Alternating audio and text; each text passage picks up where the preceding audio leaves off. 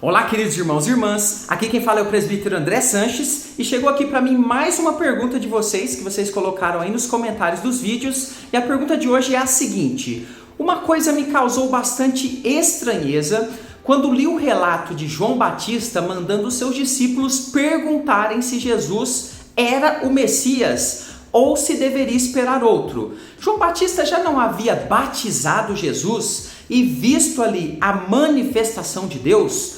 Por que ele demonstrou essa dúvida estranha naquele momento? Olha que pergunta interessante, e quero lembrar que você também pode deixar a sua pergunta, a sua dúvida aqui nos comentários desse vídeo, e ela poderá virar o próximo vídeo aqui do nosso canal. E antes de começar a responder essa dúvida, deixa o seu joinha, deixa o seu curtir, isso ajuda muito o nosso canal, distribui o nosso conteúdo para mais vidas e não custa nada para você. Vamos então para a minha tela aprender mais desse tema? Vamos lá analisar?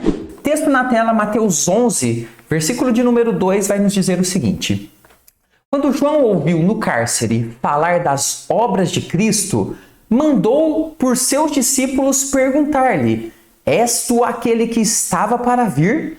Ou havemos de esperar outro? Observe que esse texto, parece indicar para a gente que João está em dúvida. Será que Jesus realmente é o Messias? E quando a gente olha então um pouquinho para trás, a gente observa lá na ocasião do batismo de Jesus em Mateus 3,16 o seguinte: batizado Jesus, saiu logo da água e eis que se lhe abriram os céus. E viu o Espírito de Deus descendo como pomba, vindo sobre ele. João Batista, então, estava aqui nessa cena onde Jesus foi batizado, e nós temos ali uma cena extremamente preciosa e poderosa do Espírito descendo sobre Jesus e uma voz declarando que Jesus era o Filho amado. Então, como que João pode duvidar, tendo passado por tudo isso, tendo presenciado coisas tão poderosas como essa?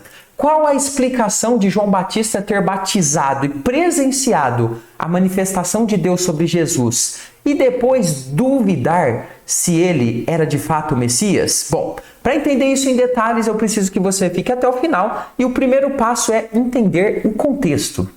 Sim, o contexto vai nos ajudar a compreender o que está acontecendo aqui nesse momento. E é, então, nesse momento que você se inscreve aqui no canal. Olha só, nós estamos entregando aqui estudos bíblicos segunda a sexta, às 15 horas, estudos novos, Bíblia na tela, estudando em detalhes, e você precisa fazer a sua inscrição. Venha conosco fazer parte desse grande grupo de pessoas. Nosso alvo é chegar a 500 mil inscritos. Nos ajude e eu vou entregar para você estudos segunda a sexta, às 15 horas, para o seu crescimento espiritual. Olha só, João Batista já estava preso aqui nesse momento, no texto, no primeiro que nós lemos ali em Mateus 11. Já havia também acontecido o batismo de Jesus, que foi narrado, como eu li também, lá em Mateus capítulo 3. Então preste bem atenção.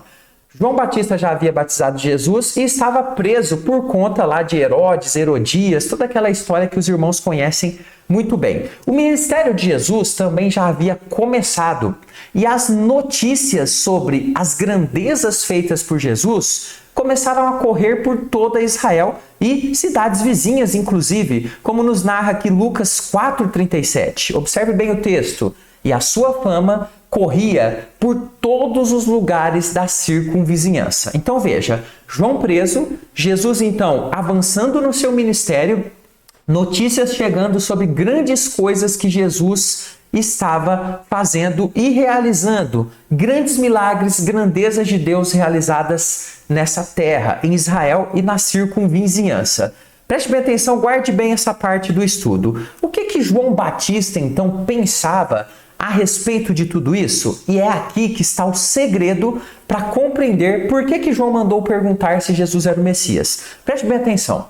Tudo isso deve ter gerado grande expectativa no coração de João Batista. Por quê? Porque uma das grandes obras atribuídas ao Messias seria a de trazer liberdade a quem? Aos cativos. Liberdade aos que estavam presos. Presbítero, onde que está isso? Isaías, capítulo 61, versículo 1, que era ali um texto que tinha a atribuição de ser um texto do Messias, da obra que o Messias iria realizar. Preste bem atenção. O Espírito do Senhor está sobre mim, porque o Senhor me ungiu para pregar boas novas aos quebrantados. Enviou-me a curar os quebrantados de coração, a proclamar libertação aos cativos e a pôr em liberdade aos algemados. Esse era um texto que tinha aqui uma atribuição ao Messias. Só que preste bem atenção, o povo que estava vivendo essa história, eles não tinham muita ideia que essa libertação que o Messias iria promover não era uma libertação política, nem uma libertação da cadeia, mas uma libertação do cativeiro do pecado, do cativeiro do erro, da distância de Deus, da condenação. Mas João certamente tinha essa ideia. Por que o Messias não está libertando-me? Eu que sou um cativo, porque estou servindo a Deus. Sendo assim, João Batista certamente não entendia por que ainda permanecia preso, perseguido, já que o Messias já estava em cena. João pode ter pensado coisas como o seguinte: por que o Messias permite que eu permaneça aqui preso injustamente, já que grandes coisas estou ouvindo a respeito dele? Essa dúvida certamente ecoava no coração de João. Portanto, chegamos a uma primeira conclusão de que João Batista não estava aqui sendo descrente. Preste bem atenção nisso. João não estava sendo descrente. Aliás, depois eu tenho aqui uma atividade de casa para você.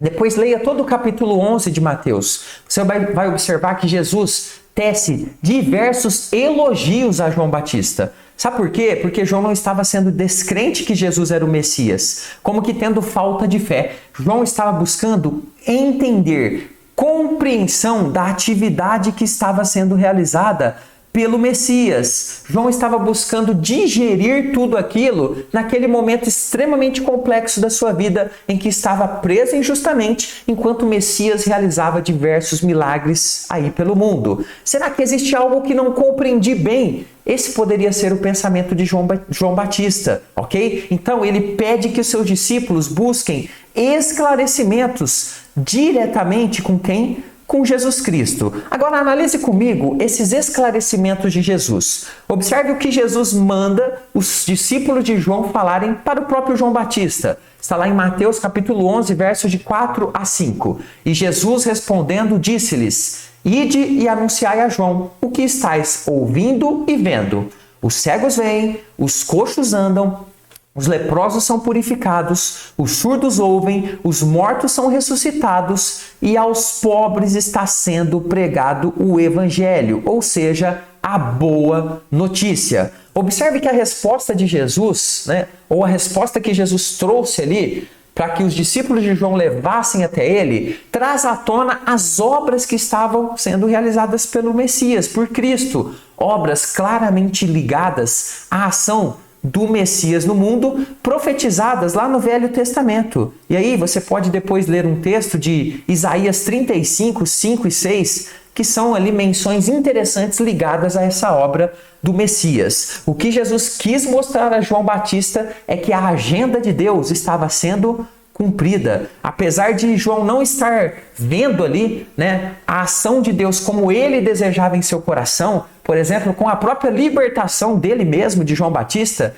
Deus mesmo assim estava agindo conforme a sua vontade soberana. João deveria então estar atento nisso, atento que o Messias estava no controle de todas as coisas, realizando a obra de Deus e proclamando a boa notícia, o Evangelho. Tudo isso então nos ajuda a entender que nem sempre nós, humanamente falando, conseguimos compreender os desígnios de Deus de uma forma plena e detalhada, como aconteceu com João. Isso ocorre por causa das nossas limitações. Temos que aprender a equilibrar as nossas expectativas e nos submeter à vontade do Senhor, ainda que ela esteja parecendo um tanto contrária ao que nós esperamos. Foi o que João Batista fez depois de ser instruído por Cristo, ok? Ele entendeu que deveria confiar na ação de Deus. Ele entendeu que o Senhor faria o melhor, faria da melhor maneira, faria da forma mais abençoada para que o seu nome, o nome do Senhor,